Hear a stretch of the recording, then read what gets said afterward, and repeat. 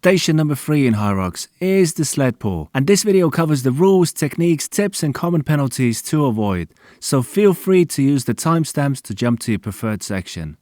You need to pull the sled for 50 meters in your race, and this is usually broken down into 4 12.5 meter lanes. The rope is attached to both sides of the sled, so once you finish one lane, you run to the other side and then pull the sled back. You are responsible for counting your own lanes, so remember this for race day.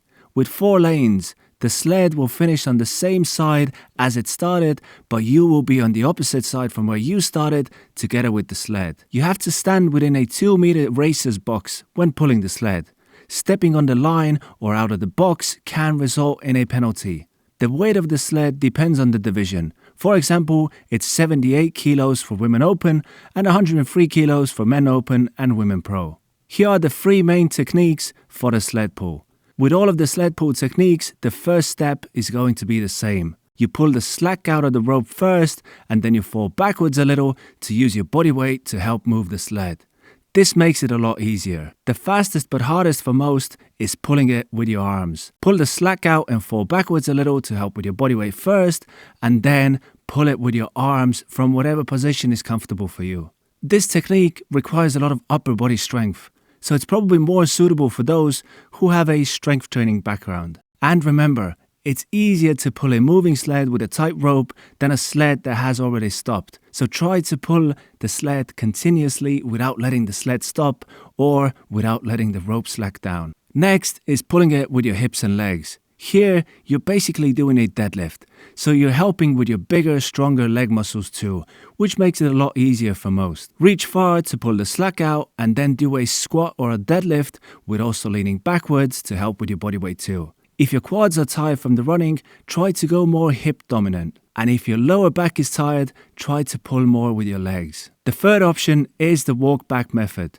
You use the deadlift in the beginning, but then you walk backwards a few steps and then repeat. This technique is the least exhausting for most, but when stepping backwards, you need to manage the rope so that you don't trip on it and it doesn't get in the way of others. You can collect the rope between your legs or on your side. On your side is probably better, as this way it's less in your way. The best technique for race day will depend on your fitness level and how tired you are when you start pulling. So play around with these techniques, and even if you feel like you can do it with your arms only, for example, remember you'll be exhausted in your race, so practice the other techniques too to have a backup plan. Here are a few extra tips for the sled pull.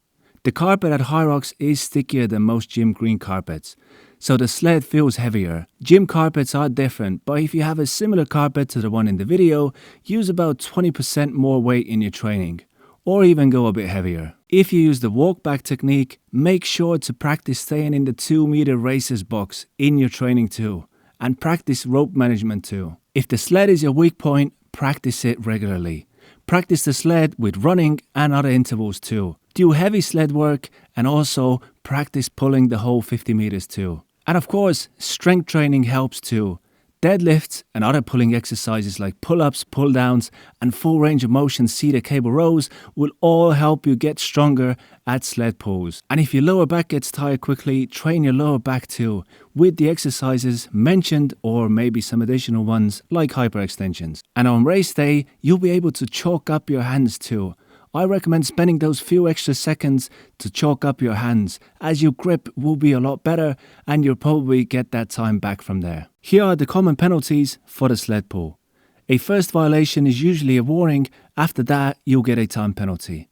A bigger penalty will be for missing lanes and not pulling the whole 50 meters. Remember, you are responsible for counting your lanes. The sled must fully cross the finish line on each lane. When pulling the sled, you are not allowed to stand on or step over the lines of the racer's box. You are not allowed to sit down when pulling. You must stand on your feet while pulling the sled. You must use the sled lane that the judge has given to you. And you will always find all of the most up-to-date rules in the official Hyrox rulebook. Hope this helps, and if you need more guidance, check out the coaching options in the video description below. Good luck!